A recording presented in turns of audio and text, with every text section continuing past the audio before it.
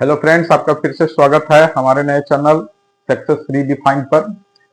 आज हम आपको बताएंगे बंगाल में द्वैत शासन के बारे में। बंगाल में द्वैत शासन एक बहुत ही इंपॉर्टेंट टॉपिक है जो हिस्ट्री के स्टूडेंट्स के लिए, साथ ही प्रतियोगी परीक्षाओं की तैयारी करने वालों के लिए बहुत ही जरूरी टॉपिक है। यह आपको क्लास 10, 12 से स्नातक स्तरीय, ग्रेजुएशन, इसके अलावा जितने भी कॉम्पिटेटिव एग्जामिनेशन है, UPSC, state PCS, staff selection commission, railway, सभी के लिए जरूरी है, टॉपिक है। इसको ध्यान से देखिएगा और समझने का प्रयास कीजिएगा। बहुत सिंपल शब्दों में हम समझाएंगे। ये बहुत ही कॉम्प्लेक्स टॉपिक है। बंगाल में द्वैत शासन। प्लासी की लड़ाई के बाद हमने बताया कि बक्सर की लड़ाई हुई थी 1764 ईस्वी में। बक्सर की लड़ाई के बाद इलाहाबाद की संधि की गई थी। इलाहाबाद में दो संधियां हुई थी, एक 12 अगस्त 1765 को और दूसरा 16 अगस्त 1765 को। ये दोनों संधियां की गई थी। एक पहली वाली की गई थी सम्राट शाह आलम द्वितीय मुगल सम्राट से, और दूसरी वाली की गई थी अवध के नवाब शुजा-उद-दौला से। और उसके बाद बंगाल का क्या हुआ उस संधि में नहीं लिखा हुआ था। तो बंगाल का क्या हुआ अब हम आपको बताते हैं।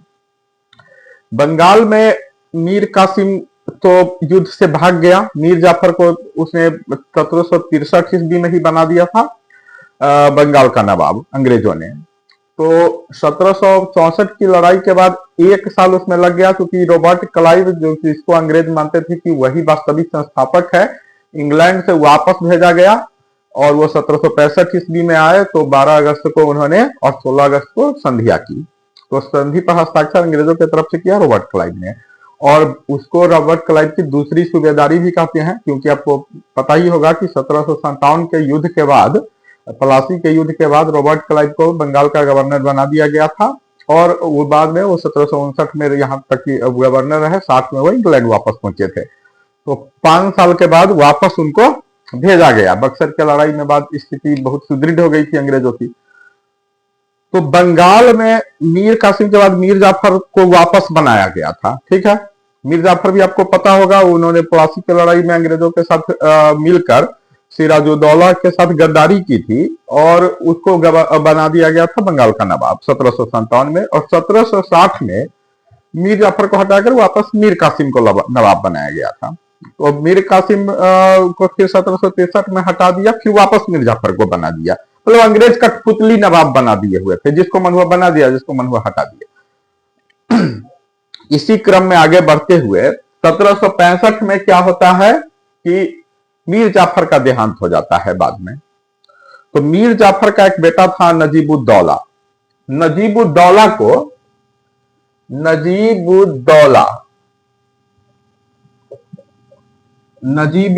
को जो कि अल्पवयस्क था, माइनर था, इसको बना दिया गया नवाब।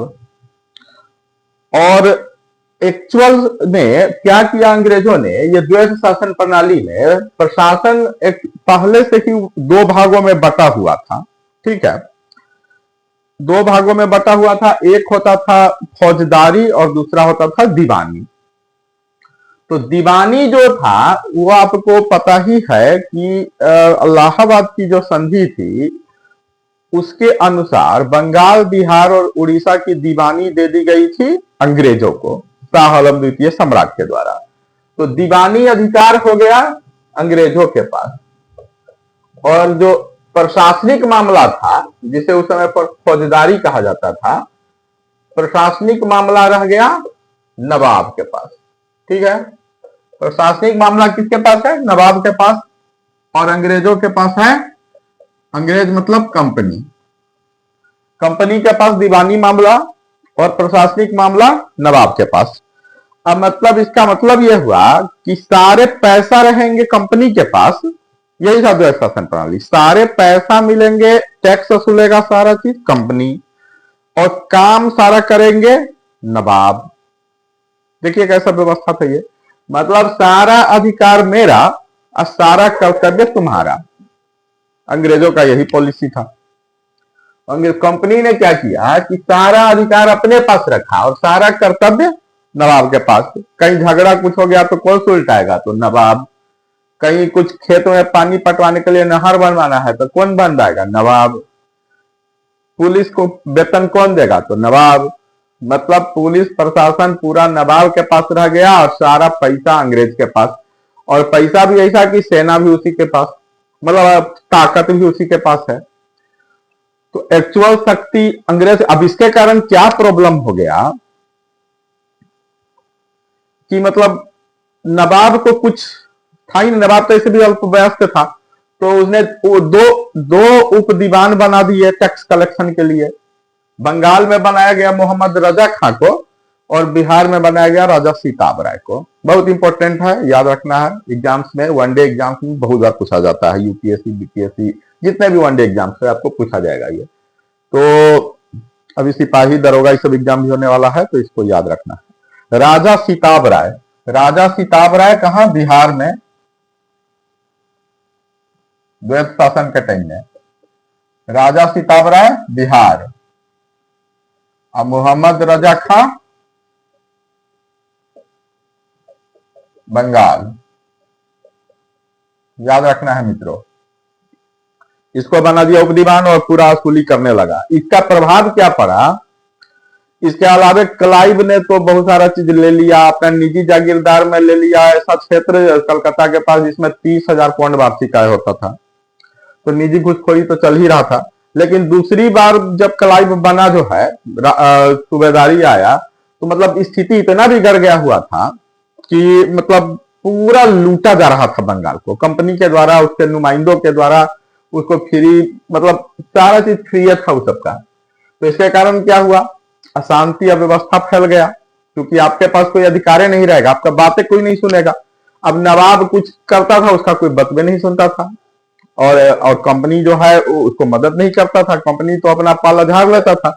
उसने क्या किया था कि एक रकम फिक्स कर दिया था, 53 लाख रुपया नवाब को देगा कंपनी, और बस 53 लाख में ही वो पूरा सरकार चलाएगा। इतना बड़ा बंगाल का, जिसमें बांग्लादेश, अभी प्रेजेंट का बंगाल, बिहार, उड़ीसा, झारखंड, ये सारा क्षेत्र था बंगाल के अंदर। उतना बड़ा राज्य चलाने के लिए मात्र 53 लाख रुपया फिक्स कर दिया, और वो भी 2 ही साल तक 53 लाख दिया। 2 साल के बाद 53 लाख को घटा के 32 लाख कर दिया।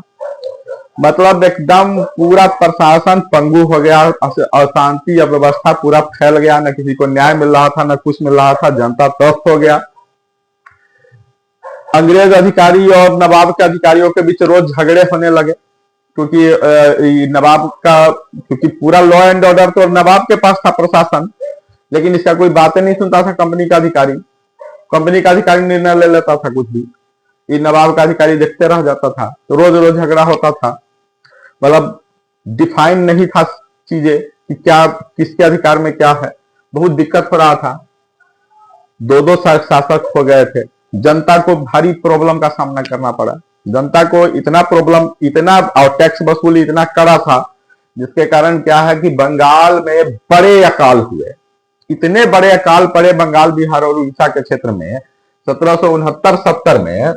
1769-70 में जो है ना, जिसे the great famine of Bengal कहा जाता है। ग्रेट तो नहीं था ये तो वर्स्ट फेमिन था, लेकिन अंग्रेज सब अंग्रेज है। तो 1769-70 का जो ये अकाल था, इसमें मोटा मोटी अनुमान है कि 1/3 जो जनसंख्या था वो मर गए थे भूख के मारे। और अंग्रेज लोग खुद इसको देख करके, पूरा उसका अधिकारी सब जो रिपोर्ट लिखा हुआ उसमें वो लोग द्रवित हो गया हुआ है। लेकिन कंपनी फिर भी कुछ सुना नहीं। कंपनी को तो पैसे चाहिए थे, लोग भूख के मारे मरते रहे। तो ये सब होने के बाद जो है, मतलब ऐसा स्थिति हो गया, कृषि उपज घट गया, व्यापार वाणिज्य सब खत्म हो गए। इसके बाद एक कपड़ा वहां का मेन उद्योग था, उसको ये लोग खत्म करना शुरू कर दिया। इंग्लैंड के रेशम के उद्योग को बढ़ाने के लिए इसने क्या किया कि बंगाल में जो है, जो ये कपड़ा उद्योग था उसको ये कर दिया। यहाँ बोला कि तुम सिर्फ रॉ मटेरियल, कच्चा माल का उत्पादन करो, और यहाँ ये करने लगा। और जो यहाँ का जो वीवर था, जो मतलब बुनाई करता था, कपड़ा बुनाई, उस सबको इतना तंग किया कि कितना ने अपना अंगूठा काट लिया, बेगारी खटवाता था खाली। तो इतना बुरा स्थिति हो गया बंगाल का, कपड़ा उद्योग भी खत्म हो गया, मतलब पूरा त्राही माम मच गया। तो बंगाल में द्वैत शासन आपने समझ लिया, प्रशासन नवाब के पास था और दीवानी अधिकार था अंग्रेजों के पास। नवाब अल्पवयस्क था तो एक्चुअल में सारा ही अंग्रेज ही देख रहे थे। अब है कि ये द्वैध शासन लगाया क्यों आखिर के? द्वैध शासन लगाने का कारण यह था कि अंग्रेज नहीं चाहते थे कि दूसरे यूरोपियन शक्ति ये देखे कि हम उसने जो है एक प्रांत या एक राज्य पर अधिकार कर लिया है अंग्रेज सीधा सीधी। इसलिए एक मुखौटा के तौर पर अपना नवाब को रख ले था कि नवाब ही मतलब असली सूबेदार तो नवाब है, हम तो सिर्फ दीवानी देख रहे हैं।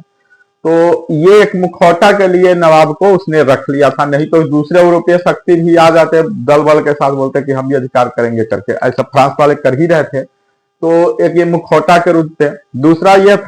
दूसरा कारण यह था कि उस समय प्रशासन इतना मजबूत नहीं था अंग्रेजों का, नया नया राज्य हाथ में आया था, तो इतने बड़े राज्य को अपने से वो सारा काम करना, और उसके पास वो पुलिस प्रशासन था नहीं, पहले वाली व्यवस्था मुगल कालीन ही चल रही थी, तो अभी टाइम नहीं मिल पाया था।